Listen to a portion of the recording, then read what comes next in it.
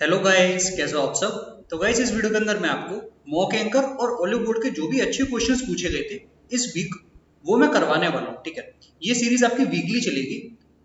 हर हफ्ते जो भी अच्छे अच्छे मॉक्स होते हैं उनमें मैथ्स के अच्छे क्वेश्चंस का हम लोग सॉल्यूशन करेंगे। ठीक है, तो बिना टाइम वेस्ट किए हुए आपके सामने मैं पहला सवाल लाता हूँ।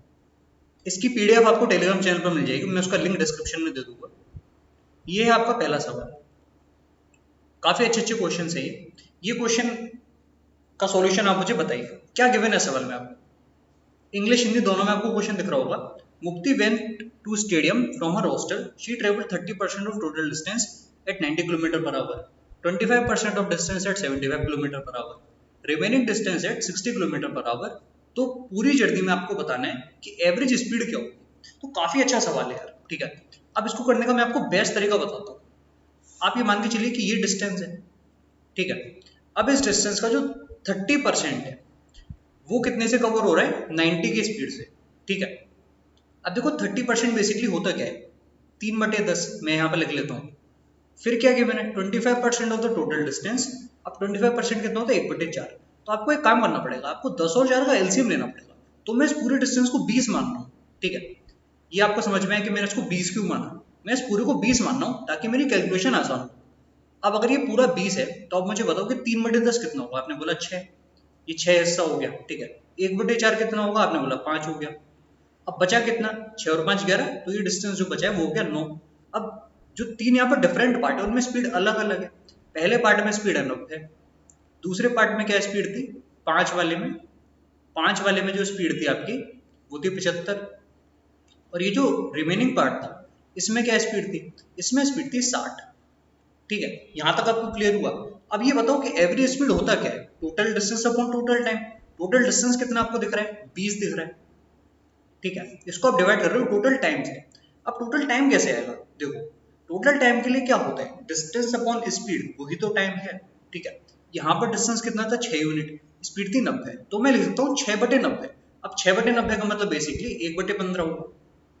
ठीक है, इसी तरीके से 5/75 कितना हो जाएगा, आपने बोला 1/15 फिर से। ठीक है, और यहां देखो 9/60, 9/60 कितना होगा। तो अगर आप ध्यान से देखो 9/60 मेरे पास हो जाएगा 3/20। तो केवल इतना आपको सॉल्व करना है, ये आपका आंसर है। ठीक है, ये आप जितनी जल्दी लिख सकते हो ना उतनी जल्दी आप इस क्वेश्चन को कर दोगे। अब इसको सिंप्लीफाई करो, देखो 20 इंटू, यहाँ पर अगर मैं एलसीएम ले तो 60 आ गया है ना, 15 20 का एलसीएम 60 है, तो ऊपर मैंने 60 लिख लिया। अब नीचे क्या क्या होगा, अगर यहाँ पर 60 आया तो मैं कह सकता हूँ कि 4 यहाँ से और 4 यहाँ से, यानी कि 8 तो ऐसे ही हो गया। और यहाँ से आपको मिल गया होगा 3, 3 और 3 9। ठीक है, तो आपको ये वैल्यू डिवाइड करनी है 17 से, ये आपका आंसर आने वाला है। ठीक है, तो मुझे उम्मीद है कि आपको ये समझ में आया होगा। कैलकुलेशन करने पर आंसर आपको मिल रहा है 70.58, ये करेक्ट है। ठीक है, आगे बढ़ते हैं अगले सवाल की तरफ। और ये जो सवाल मैंने आपको कराया ना, ये बहुत बार एग्जाम में आता है, तो इसलिए आपको इसको अच्छे से समझ लेना। ये एक और क्वेश्चन है आपके सामने, काफी बढ़िया। पहले इसमें फिगर बनाते हैं हम लोग। ठीक है, क्या गिवन है आपको, एक सर्कल है जिसमें सेंटर O है, WXYZ एक साइक्लिक क्वाड्रिलेटरल है। कॉर्ड XY को हमने प्रोड्यूस करा पॉइंट S तक, एंगल ZY है 60 डिग्री, तो एंगल XOZ कितना होगा। तो देखो यार, पहले तो सर्कल ही बनाना पड़ेगा। ये हमने एक सर्कल बना लिया। ठीक है, अब इस सर्कल के अंदर हम लोग जो साइक्लिक क्वाड्रिलेटरल है उसको बनाते हैं।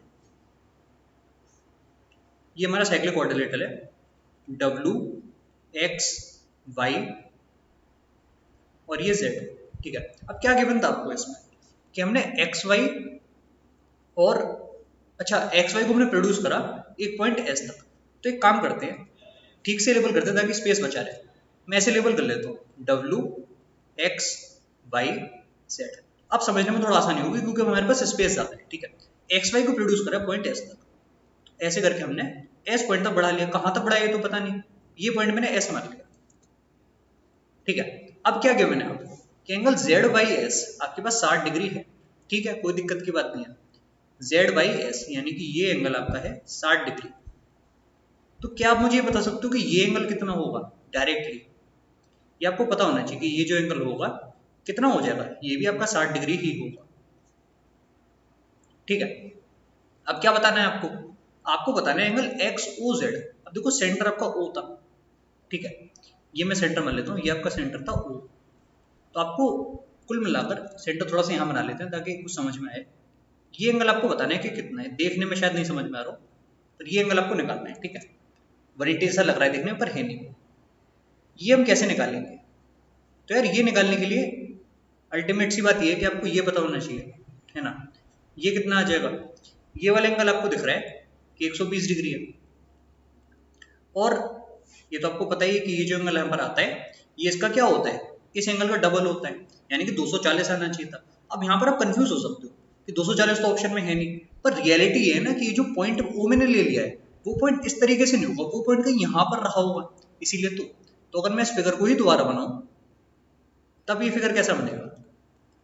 अगर मैं इसको दोबारा बनाऊं तो एक्चुअल जो फिगर होगा ना उसमें जो ओ पॉइंट होगा वो यहाँ पर कहीं होगा, तो जो फिगर बनेगा वो ऐसा बनेगा। ऐसा मैंने आपको इसलिए करके दिखाया ताकि आपको समझ में आए, जब आपका आंसर 240 डिग्री आ रहा हो तब आपको कौन सा आंसर मार्क करना है, ठीक है। ऐसा ना हो कि आप वहां पर बैठकर बेसिकली इस बात को सोच रहे हो कि 240 ऑप्शन में क्यों नहीं है। 240 होता तो आप उसको मार्क करते, पर क्योंकि इस फिगर के अकॉर्डिंग जो ओ पॉइंट है वो उस तरफ आएगा, ठीक है। तो ये एंगल आपका कितना होगा? 120 डिग्री, ठीक है। और ये कैसे आया? क्योंकि अगर ये एंगल 120 डिग्री है तो इधर से आप देखो ये 60 है ना, इसका डबल आप इधर लेके चलो तो आपको 120 डिग्री मिल जाएगा, और जो इधर वाला एंगल होगा वो होगा 240, जो हमने फाइंड कर लिया था पहले, ये आपका 240, ठीक है। तो मुझे उम्मीद है कि आपको समझ में आया होगा। आगे बढ़ते हैं। ये एवरेज का काफी अच्छा सवाल है एक, इसको आप लोग ट्राई करिए। Keshav is finding average of the following data: 33, 21, x 18, 43, 52, 22, 14, y 28, 24, 13, 38, 15। Average उसने निकाला 28.6, तो आपको एक्स वाई जेड का एवरेज बताना है। तो यार बहुत ही शानदार क्वेश्चन है, ठीक है, अपने आप में बहुत ही बढ़िया क्वेश्चन है। आप इसमें अच्छा खासा टाइम अपना वेस्ट कर सकते हो इस सवाल के अंदर। तो देखो गाइस, इसको करने के कई तरीके हो सकते हैं। सबसे पहला तरीका जो आपके माइंड में आ सकता है कि आप इसको डेविएशन से करो। आप ये देखो कि यहाँ पर कितना डेविएशन है, फिर अगले में कितना डेविएशन है, फिर नेक्स्ट में कितना है। पर उसमें एक प्रॉब्लम मुझे ये लग रही है कि हर बार जब आप डेविएशन लोगे ना तो इस डेटा की वजह से एक डेसिमल आएगा, है ना, क्योंकि यहाँ पर तो परफेक्ट नंबर है और यहाँ पर जो एवरेज है वो आपको पॉइंट में है, तो हर बार डेविएशन जो निकलेगा वो आपका डेसिमल में ही आएगा। तो उसका क्या कोई सॉल्यूशन है? एक तरीका ये हो सकता है कि मैं ये काउंट करूँ कि यहाँ पर कितने नंबर एक्चुअल में गिवन है, ठीक है, क्योंकि अगर ये नंबर इस तरीके से हुए 15, 10, 20, तब मैं मल्टीप्लाई करके कर सकता हूँ। तो पहले मैं काउंट करता हूँ, 1, 2, 3, 4, 5, 6, 7, 8, 9, 10, 11, 12, 13, 14, 15। तो देखो यहाँ पर टोटल में आपके पास 15 नंबर है, ठीक है, तो n बराबर 15 है। अब समझदारी इसमें होगी कि आप एक बार में n को इससे मल्टीप्लाई कर लो, क्योंकि अगर आपने डेविएशन लिया तो हर बार डेसिमल आएगा, है ना। पर अगर आपने एक बार में मल्टीप्लाई कर लिया तो ये जो 6 और ये 5 है ये लास्ट में एक जीरो बना देंगे और वो जीरो उस डेसिमल को हटा देगा, ठीक है। इसीलिए हम इसको मल्टीप्लाई कर सकते हैं। तो 28.6 को मल्टीप्लाई करना है 15 से, तो आपके पास कितना आएगा? 429। तो आपके पास जो समेशन आया वो आ गया 429। देखिए वैसे तो डेविएशन से क्वेश्चन जल्दी होता है, पर ये सवाल आपका अगर आप समेशन निकालोगे तब ये जल्दी होगा, ठीक है। एक बार आपने ये समेशन निकाल लिया, अब आपको माइंड में ही इन चीजों को ऐड करना पड़ेगा। यहाँ पर जो नंबर्स हैं ये आपको ऐड करने हैं। जैसे अगर मैं आपको करके दिखाऊं, 33, 21 कितना हुआ? 54। 54 और 18 कितना हुआ? 54, 18 हो गया 72। 72 और 43 कितना हुआ? 72 और 43 आपका हो गया 115, ठीक है। 115 और 52 कितना हुआ? 167। इसमें जोड़ लो 22 को तो 189 आ गया। 189 और 14 203। 203 और इधर आपके पास है 52, ठीक है। 203 और 52 आपके पास हो जाएगा 255 और 13 268। फिर फाइनली इनको जोड़ना है जो कि 53 प्लस 53, तो आपके पास आया 321, ठीक है। तो इस 429 में से 321 माइनस करके देखते हैं कि क्या कोई गलती तो नहीं हो गई। इसमें से अगर मैं माइनस करूँ तो मेरे पास कितना आएगा? 108 आएगा। क्योंकि एवरेज निकालना है तो 108 को 3 से डिवाइड करो, आंसर आपका आ गया 36, ठीक है। तो काफी अच्छा क्वेश्चन था और ये सॉल्यूशन भी मुझे उम्मीद है कि आपको अच्छा लगा। अगला सवाल यह है आपके सामने, देखने में काफी आसान सा लग रहा है। क्या गिवन है आपको कि जब एक नंबर को हमने 5 से डिवाइड करा तो रिमाइंडर 3 था, फिर से जब हमने क्वेश्चन को डिवाइड करा 3 से तब रिमाइंडर था 2, तो क्या रिमाइंडर होगा जब हम ओरिजिनल नंबर को 15 से डिवाइड करेंगे। ठीक, सवाल आपको समझ में आया? तो देखो यार, एक बात आप मुझे बताओ कि आखिरी से शुरू करूं, जब हमने क्वेश्चन को डिवाइड करा 3 से तब रिमाइंडर था 2, तो इसको मैं कैसे समझ सकता हूँ? अगर मैं किसी चीज को 3 से डिवाइड कर रहा हूँ, रिमाइंडर 2 आ रहा है, तो क्या मैं उस चीज को 2 नहीं मान सकता? ठीक है, तो मैं मान सकता हूँ कि जो क्वेश्चन मेरे पास था वो 2 था, क्योंकि जब मैं 2 को 3 से डिवाइड करता हूँ तो रिमाइंडर 2 आता है। ठीक है, अब मैं आगे बढ़ता हूँ। जब मैंने उस नंबर को 5 से डिवाइड करा तब रिमाइंडर आ रहा था 3। तो यार एक बात सोचने वाली है कि रिमाइंडर आ रहा था 3 और मैं डिवाइड किससे कर रहा हूँ? डिवाइड में कर रहा हूँ 5 से। क्वेश्चन मेरे पास कितना है? 2। तो मैं कह सकता हूँ कि 5 इंटू 2 प्लस 3 ये मेरा नंबर होना चाहिए, है ना? 5 इंटू 2 प्लस 3 ये मेरा नंबर हो गया। तो कितना मेरा नंबर आ गया? नंबर मेरे पास आ गया 13। तो ये मेरा नंबर है। ठीक है, 13 को अगर मैंने 5 से डिवाइड करा होता तो रिमाइंडर 3 भी आता, और जो क्वेश्चन 2 है उसको अगर मैं 3 से डिवाइड करता तो भी रिमाइंडर 2 आता। तो ये जो ओरिजिनल नंबर मेरे पास है 13, इसको अगर मैं 15 से डिवाइड करूँगा तो क्या रिमाइंडर आएगा? ऑब्वियस सी बात है, रिमाइंडर आपका 13 ही आएगा। 13 को अगर आप 15 से डिवाइड करो तो रिमाइंडर होगा 13। ये आपका करेक्ट आंसर है। ठीक है, आगे बढ़ते हैं। अगला सवाल ये है आपके सामने, एक और प्यारा क्वेश्चन, इसको आप लोग ट्राई करिए। एक ट्रायंगल पी क्यू आर मेरे को गिवन है, जिसमें एस और टी 2 पॉइंट है साइड क्यू आर पर। ठीक है, सच दैट पी एस बराबर पी टी और 2 एंगल भी बराबर गिवन है। तो पहले हम फिगर बना लेते हैं, वरना बहुत कंफ्यूजिंग हो जाएगा ये सवाल, है ना? हम पहले अच्छा सा फिगर बनाते हैं इस तरीके से। देखने में भले बराबर ना लग रहे हो, पर बराबर आपको मान के चलते हैं। पी क्यू आर क्या गिवन है आपको कि क्यू आर पर एस और टी है, तो एक मैंने एस माना, एक मैंने यहाँ पर टी माना। ठीक है, ऐसे करके ज्वाइन कर लिया। क्या गिवन है आपको कि पी एस बराबर पी टी, बहुत अच्छी बात है, दोनों आपस में बराबर है। और क्या गिवन है कि एंगल जो क्यू पी एस मेरे पास एंगल है, यानी कि ये वाला। ठीक है, अगर ये अल्फा है तो इधर टी पी आर यानी कि ये भी अल्फा है। तो इतना तो आपको समझ में आ ही गया होगा कि यहाँ पर दोनों ट्रायंगल आपस में कॉन्ग्रुएंट हैं, ऐसा क्वेश्चन आपसे पूछ रहा होगा। ठीक है, दोनों ट्रायंगल आपके आपस में कॉन्ग्रुएंट होने वाले हैं, ये हमको समझ में आएगा, क्योंकि आपको पता है अगर ये दोनों साइड बराबर होते हैं ना, तो इनके अपोजिट एंगल बराबर है, यानी कि ये जो एंगल है और ये जो एंगल है दोनों बराबर होंगे। अब क्योंकि ये दोनों बराबर हैं तो ये वाला एंगल और ये वाला एंगल भी बराबर होगा। अगर ये बीटा आपका है तो ये भी आपके पास बीटा आ गया, है ना? इसीलिए दोनों एंगल आपके बराबर हो गए, ये बीटा इधर ये भी बीटा। तो अब इस क्वेश्चन में कुछ खास तो बचा है नहीं, है ना? दोनों ट्रायंगल हमारे पास कॉन्ग्रुएंट है। क्या गिवन है आपको? वैल्यूज में एक बार नोट कर लेता हूँ। पी क्यू गिवन था कि 4x+3 है। ठीक है, p y given, p r कितना गिवन है? 2y+1। तो पी क्यू बराबर पी आर होगा, बच्चा बच्चा बता सकता है। यानी कि जो 4x+3 है वो किसके बराबर है? 2y+1 के। एक चीज तो ये पता होगी, क्यू एस किसके बराबर है? 2.5y। अच्छी बात है। और यहाँ पर टी आर कितना है? 6x। तो एक चीज ये भी क्लियर हुई कि जो 2.5y है वो एक्चुअल में 6x है। ठीक है, हमको बताना क्या है? 2x+y/2। तो इसका मतलब मेरे पास दो इक्वेशन है और दो ही वेरिएबल है, तो आसानी से सॉल्व कर सकते हैं। ठीक है, अब देखो यार, एक चीज हमको देखनी पड़ेगी, वहां पर 2.5y जो है वो 6x के बराबर गिवन है हमको। ठीक है, तो एक काम कर सकते हैं ना, हम अगर पूरे को 2 से मल्टीप्लाई कर लें तो मैं कह सकता हूँ कि जो 5y है वो 12x है, ऐसा कह सकते हैं। ठीक है, इस इक्वेशन को अगर 3 से मल्टीप्लाई कर लें तब क्या होगा? इस पूरी इक्वेशन को मैं 3 से मल्टीप्लाई कर रहा हूँ ताकि जल्दी सॉल्व कर सकूँ। ठीक है, तो आपके पास क्या आएगा? यहाँ पर आया 12x+9। 12x का मतलब हो गया 5y, तो मैं डायरेक्ट लिखता हूँ 5y+9 किसके बराबर होना चाहिए? यहाँ पर आपके पास आएगा 6y प्लस ये भी 3 से मल्टीप्लाई हो तो 3 हो गया। ठीक है, यहाँ से आपके पास जो y है उसकी वैल्यू कितनी आ गई? 6 आ गई। बहुत अच्छी बात है। तो अगर y 6 है तो x कितना होगा? तो आपको दिख रहा है 30/12, ये आपका हो जाएगा x। ठीक है, या फिर मैं कह सकता हूँ 30/12 का मतलब क्या होगा? अगर मैं इसको 2 से डिवाइड कर लूँ तो 6 से डिवाइड करूँ तो 5/2 आपके पास आ गया, 5/2। तो x की वैल्यू निकल गई और यहाँ पर y की वैल्यू भी निकल गई। क्वेश्चन में कुछ बचा नहीं। 2x का मतलब हो जाएगा 5। 5 में क्या जोड़ना है? y का आधा। ठीक है, तो 5 और 3 यानी कि 8, ये करेक्ट आंसर। आगे बढ़ते हैं गाइस। अगला सवाल ये है आपके सामने, एक और अच्छा क्वेश्चन है काफी।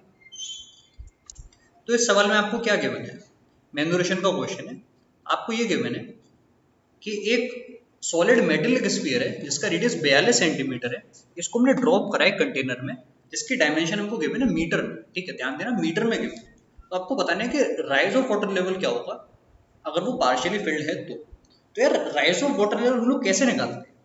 राइज ऑफ वाटर लेवल निकालने के लिए आप ऐसे समझो ना कि अगर हमारे पास एक टब है, इस तरीके से मेरे पास एक टब है, तो इसका जो बेस होगा उसके डायमेंशन क्या होंगे, लेंथ इंटू ब्रेथ, और ये जो हाइट है ये आपकी एच है, ठीक है। अब यार हाइट कितनी भी हो क्या ये मैटर करता है? केवल जो लेंथ इंटू ब्रेथ है इसी डायमेंशन से तो डिसाइड होगा कि अगर मैं इसमें कोई चीज गिरा रहा हूँ तो उसकी हाइट कितनी राइज होनी चाहिए, ठीक है। इसमें हाइट का कोई भी रूल नहीं है, मतलब जनरली जो हमारे पास डायमेंशन गिवन होते हैं वो किस फॉर्म में होते हैं, l into b into h, इस फॉर्म में होते हैं। तो कंपेयर करके मैं कह सकता हूँ कि इसमें लेंथ ब्रेथ और हाइट क्या होना चाहिए, ठीक है। तो हाइट वाला जो वेरिएबल है वो है आपका 0.6 मीटर, ये चीज आपको क्लियर हुई, ठीक है। तो अल्टीमेट हम ये कह सकते हैं कि जो भी वॉल्यूम ऐड हो रहा था वो वॉल्यूम कितना था, पहले ये देखते हैं। जो वॉल्यूम ऐड हो रहा था क्योंकि स्फीयर है तो हमको लेना पड़ेगा 4/3 pi R square H, 4/3 pi, sorry 4/3 pi R cube, ठीक है, क्योंकि यहाँ पर स्फीयर गिवन है 4/3 पाई आर क्यूब, ठीक है, यानी कि 42 इंटू 42 इंटू 42, ये तो वॉल्यूम ऐड हो रहा था। अब ये जो वॉल्यूम ऐड हो रहा है इसको अगर मैं डिवाइड कर लूँ किससे, जो भी यहाँ पर हमारे पास बेस था उसका एरिया है, तो मेरा आंसर आ जाना चाहिए, ठीक है। अब बेस का एरिया क्या है, बेस का एरिया अगर आप ध्यान से देखो तो हमको कितना गिवन है, बेस का एरिया आपको यहाँ पर गिवन है 4.8 इंटू 1.6 मीटर में गिवन है, तो इसको चेंज करना पड़ेगा, ठीक है। किस में चेंज करना पड़ेगा, सेंटीमीटर में। तो सेंटीमीटर अगर मैं चेंज करूँ तो 4.8 मीटर सेंटीमीटर में हो गया 480, ठीक है, और जो आपके पास 1.6 है वो हो गया 160। अब इतनी चीज आपको सॉल्व करनी है, ठीक है। तो एक तो मुझे दिख रहा है कि 21 हुआ तो इसको मैं इससे काट देता हूँ, यहाँ पर 2 रह गया, ठीक है। और कुछ काटो, काटापीटी तो मचानी पड़ेगी, 4 से आपने इधर काटा तो 40 रह गया, ठीक है, 2 से इधर काट लो तो 20 रह गया। तो मेरे पास क्या क्या बचा हुआ है, यहाँ पर है 22 इंटू 42 इंटू 42 और डिवाइडेड में क्या है 480 इंटू 20, ठीक है। तो अब मैं इसको थोड़ा सॉल्व कर लेता हूँ, कैलकुलेशन इसमें अच्छी खासी है और वो लगेगी 22 को मल्टीप्लाई करा हमने 42 से, फिर से 42 से करा तो 38808 आ रहा है मेरे पास, और अगर मैं उसको डिवाइड कर रहा हूँ 480 से पहले और फिर मैं डिवाइड कर रहा हूँ 20, ठीक है। तो हमारे पास जो आंसर आ रहा है सेंटीमीटर में आएगा, और वो सेंटीमीटर में कितना आ रहा है 4.0425। काफी अच्छी खासी कैलकुलेशन है सवाल में है, ऐसा नहीं है कि इसका आंसर तुरंत आ जाएगा, आपको कैलकुलेशन करनी पड़ेगी, ठीक है। तो ये आंसर है, ये आंसर आपका है ऑप्शन डी। कंफ्यूज मत हो ना, ऑप्शन ए मत लगा देना, ऑप्शन डी करेक्ट आंसर है, ठीक है। आगे बढ़ते हैं, ये सवाल काफी अच्छा लगा मुझे, देखने में नया सा है काफी। देखो आपको गिवन है कि 17 W X Y और Z 5 अलग अलग नंबर है, HCF of each pair of number 17W 17X 17Y और 17Z इज 17, ठीक है, जहां पर X Y और Z 100 से कम है और ये ऑर्डर है W less than X less than Y less than Z। तो आपको वैल्यू बतानी है W into y divided by X plus Z की, ठीक है। तो पहले आप मुझे यार ये बताओ कि अगर दो नंबर मेरे पास हैं 17 और W, ठीक है, ऐसे समझते हैं कि अभी हम केवल 17 और W की बात करते हैं, अगर इनका HCF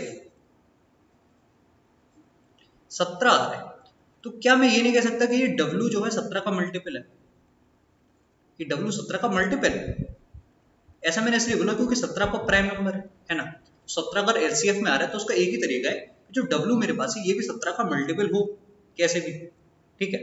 अब अगर ये 17 का मल्टीपल है तो इसका मतलब या तो ये 17 ही हो सकता है ना, या फिर ये एक वैल्यू ज्यादा हो सकती है 34 51 इस तरीके से, है ना। पर क्योंकि ऑर्डर हमको एक गिवन है, यहाँ पर ये ऑर्डर हमको गिवन है तो हमको इसी ऑर्डर को फॉलो करना पड़ेगा। अगर मैं 17 की टेबल देखूं तो क्या टेबल होती है, 17 ऐसे लिखते हैं तो आपको समझ में आएगा, नीचे की तरफ 17 की टेबल होती है, पहले 17 आया, ठीक है, फिर आया 34, फिर आया 51, फिर आपके पास है 68, फिर है 85। इसके आगे लिखने का मतलब नहीं है, क्यों मतलब नहीं है, क्योंकि फिर वो क्रॉस कर जाएगा 100 को, और हमको गिवन है कि ये सब वैल्यू लेस देन 100 है, ठीक है। तो यहाँ तक ही लिखना है। अब क्योंकि आपको पता है कि डिस्टिंक्ट है तो 17 तो हो नहीं सकता, मतलब W X Y और Z कोई भी वैल्यू 17 नहीं हो सकती, क्योंकि ये सभी के सभी डिस्टिंक्ट नंबर्स है। यानी कि यार ये जो वैल्यू है ये आपकी हो गई W की, ये वैल्यू आपकी हो गई X की, ये वैल्यू हो गई Y की, और ये वैल्यू आपकी हो गई Z की। बस इतना ही करना था सवाल में आपको, और कुछ भी नहीं करना था, बस लैंग्वेज क्वेश्चन की अच्छी थी। W इंटू वाई कितना होगा बताओ? 34 इंटू 68। इसको डिवाइड करना है x प्लस जेड से। x प्लस जेड आपको दिख रहा है 51। अच्छा तो हम इसमें से 17 कॉमन ले लेते हैं ना। 17 का मैंने कॉमन ले लिया तो 3 और 5 ये बच गया, ठीक है। इसको काट लो, यहाँ पर 2 आ जाएगा। तो मेरे पास क्या है 2 इंटू 68 डिवाइड बाई 8। 2 इंटू 68 का मतलब होता है 136, डिवाइड कर रहे हैं 8 से, तो कितना आएगा बताओ? 17 आ जाएगा। तो 17 आपका आंसर है। घूम फिर के फिर से 17 आ गया, है ना। 17 आपका आंसर है, जो कि आपके पास है कौन से ऑप्शन में? ऑप्शन बी में, ठीक है। आगे बढ़ते हैं गाइस। ये सवाल काफी अच्छा था, ठीक है। आप लोग इसको ट्राई करिए। x plus y plus z 15 given है, एक्स वाई जेड 75 गिवन है, x y plus y z plus z x भी गिवन है, ठीक है। निकालना क्या है? X cube plus y cube plus z cube minus 2xyz। ध्यान देना वहां पर माइनस 3xyz नहीं है, तो आप कंफ्यूज होकर वो फॉर्मूला लगा दो डायरेक्ट, गलत हो जाएगा। माइनस 3xyz निकालना है, ठीक है। तो इसमें अल्टीमेट बात ये है कि आपको ये पता करना पड़ेगा कि ये वैल्यू कितनी है, ठीक है। तो ये वैल्यू माइनस 3xyz कितना होता था? माइनस 3xyz, यानी कि 3 इंटू 75। ये वैल्यू किसके बराबर होती थी? बाहर आप लिखते थे x plus y plus z, यानी कि 15, अंदर लिखते थे 15 का स्क्वायर माइनस 3 टाइम्स ये वाली वैल्यू जो कि 45, ठीक है। इतना ही पेन आपको चलाना है पेपर के अंदर। आगे करो उसको सॉल्व।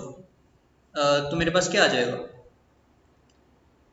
15 इंटू 225 में से मुझे हटाना पड़ेगा 135, ठीक है। 225 में से हमने हटाया 135, तो आ गया 90, ठीक है। अब इसमें ऐड भी कर लो, जो यहाँ पर 225 आ रहा है ये ऐड कर लिया। तो जो मेरे पास X cube plus Y cube plus Z cube है, यहाँ पर मैं लिख लेता हूँ X cube plus Y cube plus Z cube, ये कितना आ गया? 15 इंटू 90 कितना होगा? 1350, और उसमें ऐड कर लो आप लोग 25 225 को, तो हमारे पास आ गया 1575। पर ये मेरा आंसर नहीं है। आंसर इसलिए नहीं है क्योंकि इसमें से भी 2xyz माइनस करना है। तो जो मेरे पास 1575 आया है उसमें क्या हटाना है हमको? ट्वाइस xyz, ठीक है। क्योंकि कितना हो जाएगा? 75 का डबल, यानी कि 150। तो ये हमारा आंसर आने वाला है, ठीक है। माइनस कर लेता हूं मैं 150, हमारे पास आ गया 1425, ये करेक्ट आंसर है, ठीक है, जो कि आपके पास है यहाँ पर। आगे बढ़ते हैं। ये सवाल देखने में काफी अच्छा लग रहा है, इसको ट्राई करते हैं हम लोग। तो देखो इस सवाल में आपको गिवन है कि ट्रायंगल हमारे पास है एबीसी, ये रहा ट्रायंगल एबीसी।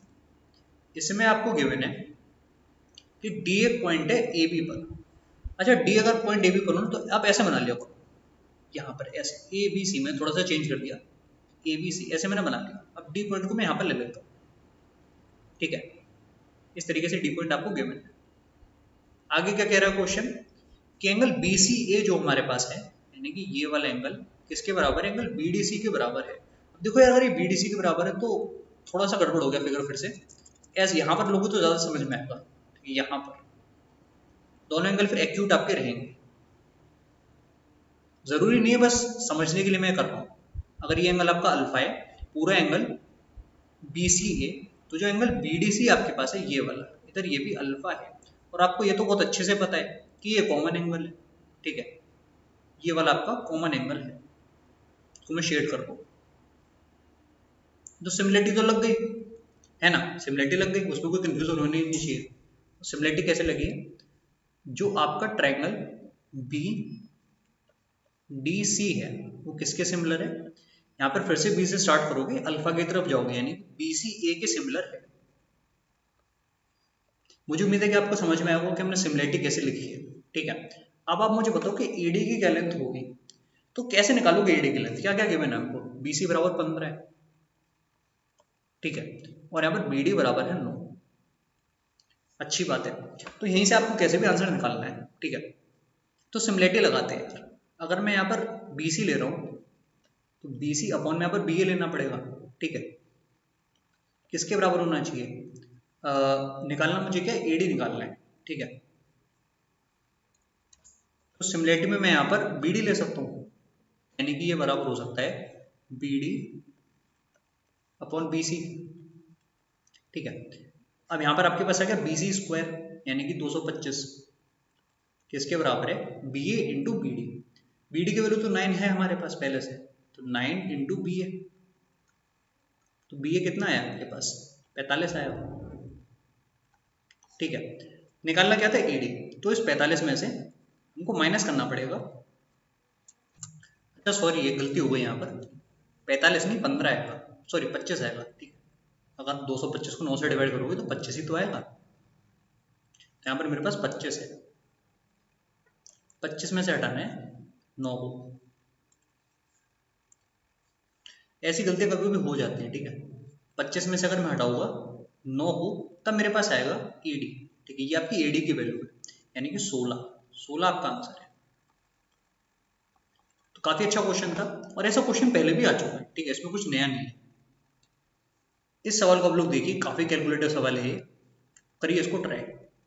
सवाल मैं आपको पढ़ के बताता हूँ। राकेश और रमेश एक बिजनेस स्टार्ट करते हैं। रमेश ने इन्वेस्ट करा है 42.85%, राकेश ने इन्वेस्ट करा है 37.5% ऑफ द रेस्ट, बचे हुए का, और राकेश ने इन्वेस्ट करा है रिमेनिंग। ठीक है, तो प्रॉफिट जो टोटल हुआ उसमें से राजेश का जो हिस्सा था वो था 31285। तो आपको राकेश और रमेश का बताना है। तो यार इसमें केवल आपको रेशियो अगर आपने फाइंड कर लिया ना, तो क्वेश्चन आपका तुरंत हो गया। ठीक है, तो रेशियो फाइंड करते हैं पहले अच्छे से। तो देखो कैसे करेंगे।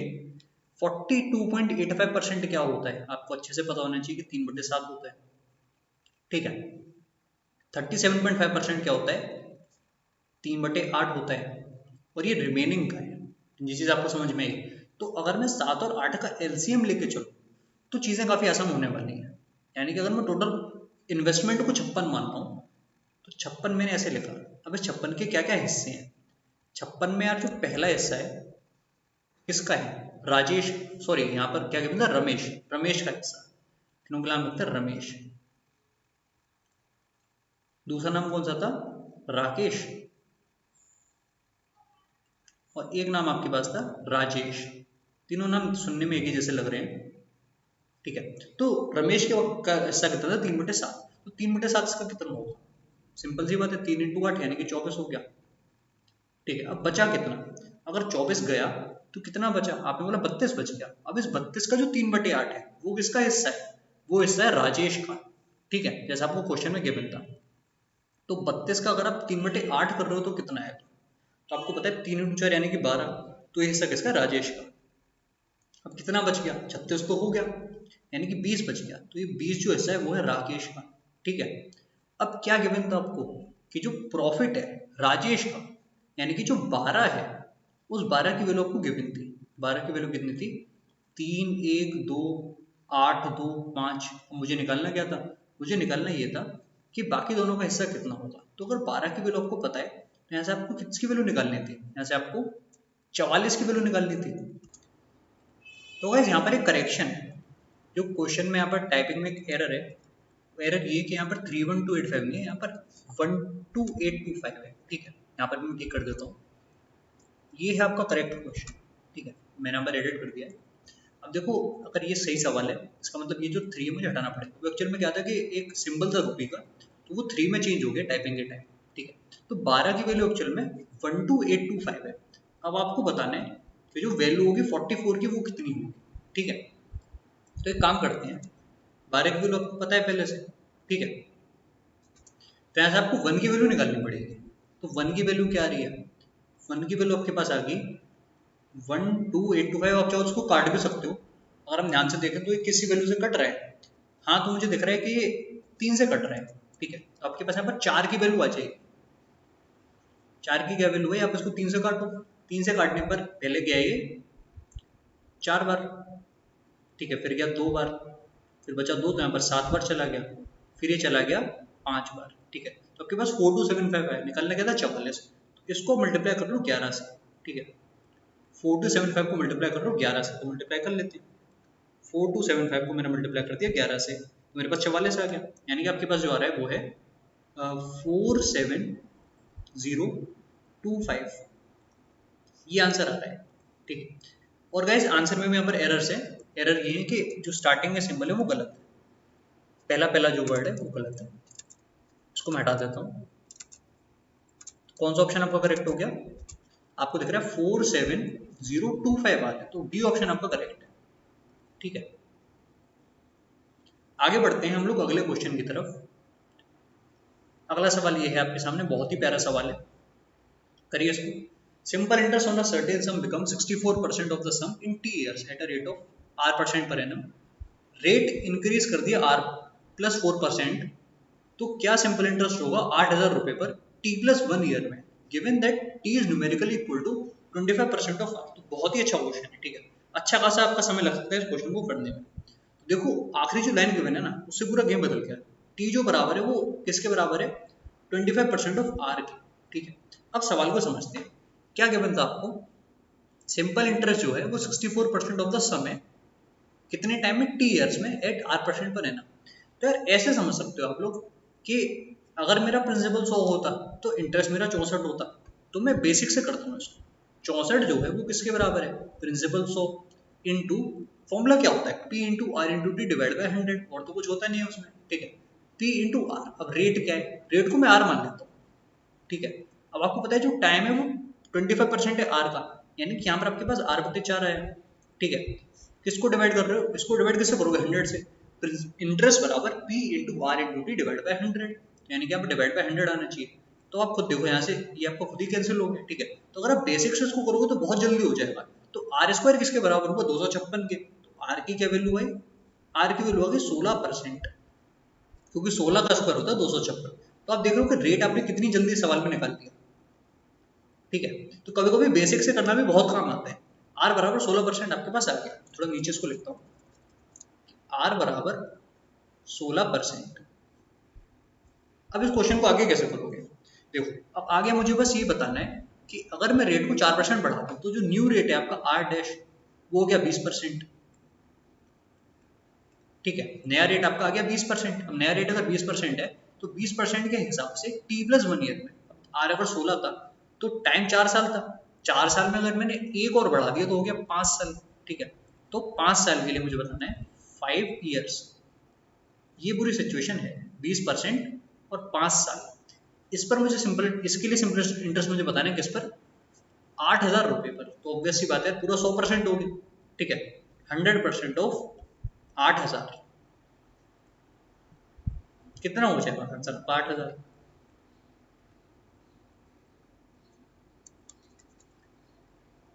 ये आपका आंसर है, क्योंकि इंटरेस्ट तो निकालना था। What will be simple interest, अगर अमाउंट पूछा होता तो हो जाता 16,000, ठीक है। क्योंकि इंटरेस्ट पूछा तो वो होगा 8,000। आगे बढ़ते हैं, कुछ सवाल और है, ये सवाल भी काफी अच्छा था। क्या गिवन है आपको इसमें, x की पॉजिटिव वैल्यू बतानी है, और यहाँ पर आपको गिवन है कि 18x minus 3 divide by 2 plus 7 minus 4x plus 3x square divide by 2 plus minus है फिर 10x प्लस 19 डिवाइड बाई 2, ये 20 के बराबर आना चाहिए। तो क्या लगता है आपको कि इस सवाल को करने का बेस्ट तरीका क्या हो सकता है, आपके अकॉर्डिंग क्या तरीका इस सवाल को करने का बेस्ट हो सकता है, आप मुझे खुद बताइए। क्या हम यहाँ पर क्वाड्रेटिक बनाए, क्योंकि क्वाड्रेटिक तो बनी गई, क्योंकि यहाँ पर आपके पास 3x स्क्वायर डिवाइड बाय 2 था, तो मतलब क्वाड्रेटिक तो बन ही गई, वो टर्म कैंसिल नहीं होगा। एक बार के लिए ये हो सकता है कि जो यहाँ पर टर्म लिखे हुए हैं x वाले वो कैंसिल हो जाए, तो आप इसको सॉल्व कर ले जाओ, पर वो क्वाड्रेटिक नहीं हटेगी। तो पहले मैं ये चेक कर लेता हूँ कि क्या ऐसा हो रहा है कि केवल एक्स स्क्वायर वाला टर्म बच रहा है, 3x square divide by 2 basically ये वाला टर्म, अगर वो बच रहा है केवल और बाकी टर्म कैंसिल हो रहा है x वाला, तो दिक्कत नहीं है, वरना मुझे इसे वैल्यू पुटिंग से करना पड़ेगा। तो आप ऐसे देखो, यहाँ पर 18x डिवाइड बाई 2 कितना होगा, केवल x के बारे में सोचो, 9x होगा, माइनस अगर आपने करा 4x तो कितना बचेगा 5x, ठीक है। उसमें से अगर आप हटा रहे हो यहाँ पर 10x/2 5x, तो मतलब x को कोफिशिएंट 0 हो रहा है, ठीक है। जो x का कोफिशिएंट है वो 0 हो रहा है। अब यार अगर x का कोफिशिएंट 0 हो रहा है तो ये क्वेश्चन में ऐसे ही कर सकता हूँ, मुझे वैल्यू पुटिंग की तरफ नहीं जाना, ठीक है। x का कोफिशिएंट 0 हो गया तो सवाल में कुछ बचा ही नहीं, ठीक है। x का कोफिशिएंट 0, बाकी सब टर्म देख लो कितने कितने हैं। यहाँ पर आपके पास क्या है, -3/2, ठीक है। यहाँ पर आपके पास है प्लस का 7, और फिर क्या बचा मेरे पास, उसको भी छोड़ते हैं 3x² डिवाइड बाई 2 को। यहाँ पर आपके पास है -19/2, ये बराबर आ रहा था 20 के। तो अब मैं कह सकता हूँ कि जो मेरे पास 3x² डिवाइड बाई 2 है किसके बराबर है, इन टर्म को देख लो थोड़ा सा। यहाँ पर आपके पास होता -22/2, जो कि कितना हो जाता, -22/2 आपके पास होता हाँ -11, ठीक है।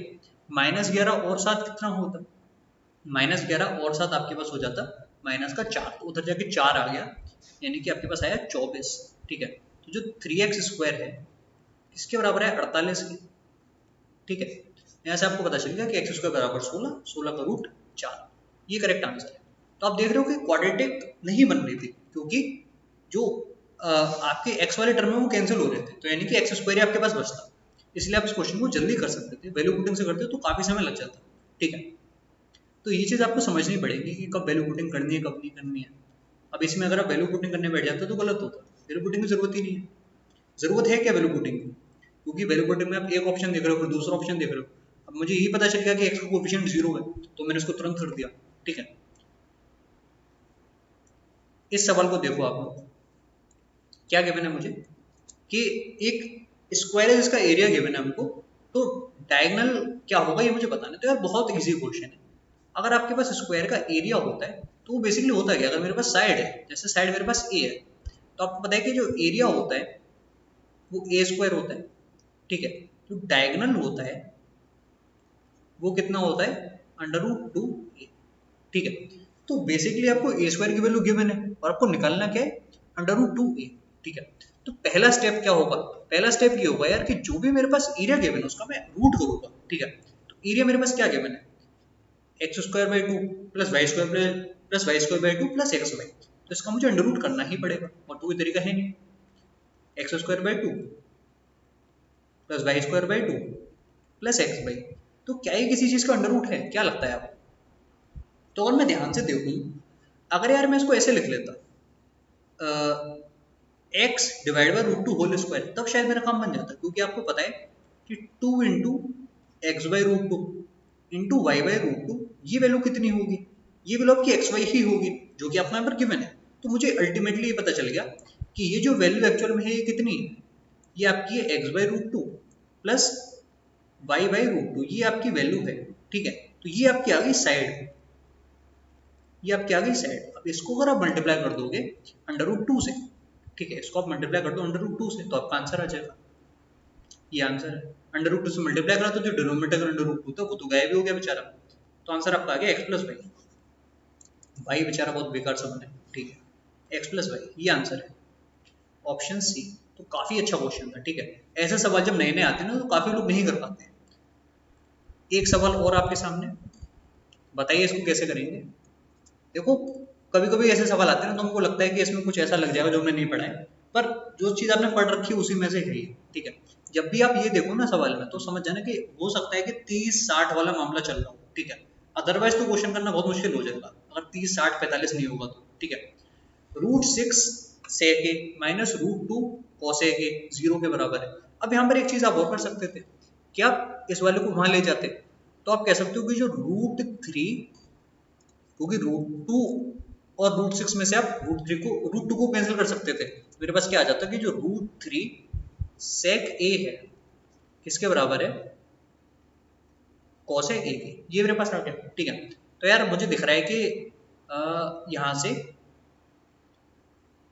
tan a बराबर आता 1/√3 के, ठीक है। तो जो a बराबर है वो कितना है, 30 डिग्री है, बस सवाल खत्म, a बराबर 30 डिग्री है। अब वैल्यू डाल दोगे आंसर आ जाएगा,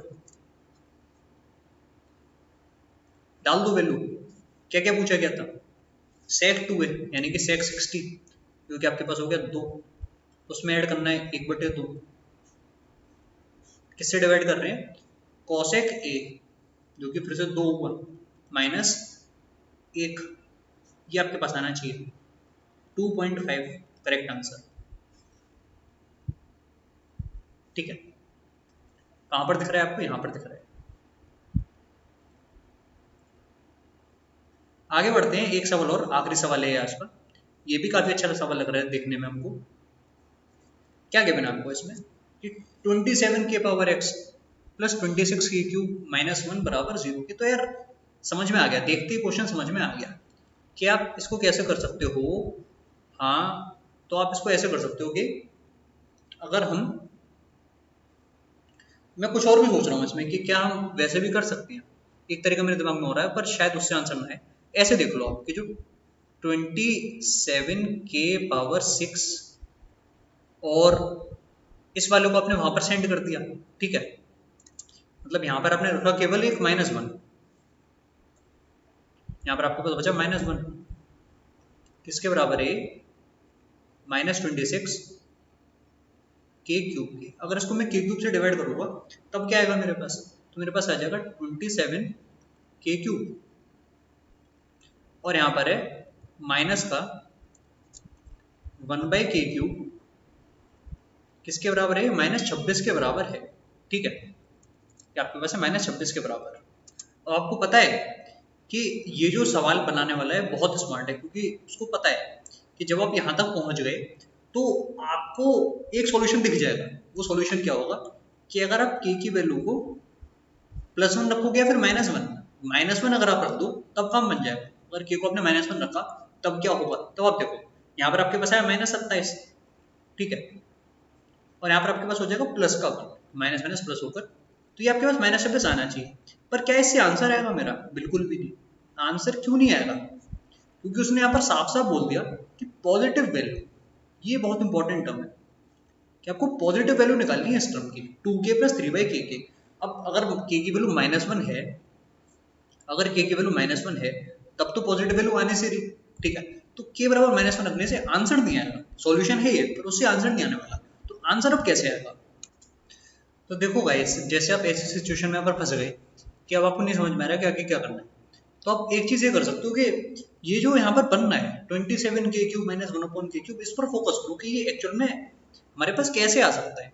देखो आपको ये तो पता ही है कि अगर मेरे पास कभी भी ऐसे लिखा हुआ होता है x - 1/x बराबर a है, तो वहां से मैं x³ - 1/x³ कैसे निकालता हूँ, ये फॉर्मूला आपको पता होना चाहिए, a³ + 3 टाइम्स a, ठीक है, ये तो फॉर्मूला होता है। a³ नहीं, वहां पर आपके पास क्या आता है, ऐसे फॉर्मूला होता है k × k² + 3, k × k² - 3, वो वाले फॉर्मूले आपको याद होंगे, मुझे पूरी उम्मीद है, ठीक है। तो उसी फॉर्मूले की मदद से आप क्या निकाल सकते हो यहाँ पर, कि यहाँ से आप 3k - 1/k निकाल सकते हो, ठीक है। वो मैं आपको समझाना चाह रहा हूँ, ये केवल रफ आइडिया मैं आपको दे रहा था। अब देखो ये जो चीज एक्चुअल में है 27k³ - 1/k³, इसको आप कैसे लिख सकते हो, ये मैं लिख सकता हूँ 3k - 1/k, ये किससे मल्टीप्लाई होता है, ये आपका मल्टीप्लाई होगा 3k - 1/k इसका होल स्क्वायर, ठीक है, प्लस 3 टाइम्स इनका प्रोडक्ट, ठीक है, ये फॉर्मूला आपको पता है। 3 टाइम्स इनका प्रोडक्ट जो होगा वो कितना आएगा, आप मुझे बताओ। 3 टाइम्स 3k × 1/k, 3 × 3 आपके पास 9 आ गया। तो यार ये जो वैल्यू है ना, ध्यान से देखना, ये जो वैल्यू मैंने यहाँ पर लिखी है ये एक्चुअल में किसके बराबर है, इस -26 के, ठीक है। अब आप ये सोचो कि ये -26 कैसे आ सकता है, मैं ऐसी क्या वैल्यू लूँ इस वाले टर्म की कि मेरे पास ये -26 आ जाए। तो बहुत ध्यान से आप लोग देखना कि अगर मैं यहाँ पर -26 बनाना चाहता हूँ तो वो एक ही तरीके से बन सकता है, 13 × 2, 13 को जब आप 2 से मल्टीप्लाई करोगे तब 26 आएगा, क्योंकि वहां पर माइनस साइन है। तो इसको आपको -2 लेना पड़ेगा। अगर आप इसको -2 लोगे तो यहाँ पर क्या आ जाएगा, 4 और 9 यानी कि 13, तो ये आपके पास आ गया -26, ठीक है। ये आपको समझ में आया कि मैंने इस वैल्यू को -2 कैसे निकाला। अब अगर ये वैल्यू -2 आ गई है तब क्वेश्चन काफी आसान है। अब देखो काफी वैल्यूज यहाँ पर पॉसिबल है, अगर 3k - 1/k यहाँ पर -2 के बराबर है और आपको पॉजिटिव वैल्यू निकालनी है, तो वो पॉजिटिव वैल्यू आपको हिट एंड ट्रायल से, या फिर ऐसे भी आप सोच सकते हो कि -2 यहाँ पर कैसे आ सकता है। अगर आप इसको लेट सपोज मान के चलते 1, तब क्या आता, तो आपके पास आता 3 - 1 जो कि कितना होता है 2, वो गलत हो जाता। अगर आप इसको -1 लेते हैं जो हम पहले ही कंसिडर कर चुके हैं, तब क्या आता तो आपके पास आता -3 प्लस 1 जो कि -2 होता, वो ठीक है। अगर आप इसको 1/3 लोगे तो भी आंसर आएगा। अगर आप k को 1/3 पुट कर रहे हो तब भी आपके पास यहाँ पर -2 आ जाएगा। मैं इसको चेक कर लेता हूँ। अगर मैं ये देखूँ तो ये टर्म 1 हो गया, 1 माइनस 1/3 डिनोमिनेटर में, तो ऊपर आके 3 हो गया, तो 1 - 3 पे आपके पास -2 ही होता है। यानी कि जो k बराबर 3 है, ये वैल्यू आपको यहाँ पे लेके चलनी है, ठीक है। k बराबर 1/3, इससे आपका आंसर आएगा। k बराबर 1/3 आपको पुट करना है यहाँ पर, तो क्या आंसर आएगा मेरे पास? 3 × 3 हो गया 9, और यहाँ पर है 2/3, तो 9 2/3 ये करेक्ट आंसर है, ठीक है। एक मेथड इस क्वेश्चन को करने का और है, वो मेथड ये है कि आप यहीं पर स्टार्टिंग में क्या कर सकते हो कि k⁻6 को x² मान सकते हो और k³ को x मान सकते हो, तो आपकी क्वाड्रेटिक बन जाएगी, फिर आप उसको सॉल्व कर सकते हो, वैसे भी कर सकते हो, ठीक है। ये मेथड भी अच्छा है जो मैंने आपको बताया है। तो बस आज की वीडियो में इतना ही है, सारे क्वेश्चन मैंने आपको सॉल्व करवा दिए। मुझे उम्मीद है कि आपको वीडियो बहुत अच्छी लगी होगी। प्लीज आप लोग वीडियो को लाइक कर देना और चैनल को सब्सक्राइब कर देना। Bye bye and take care.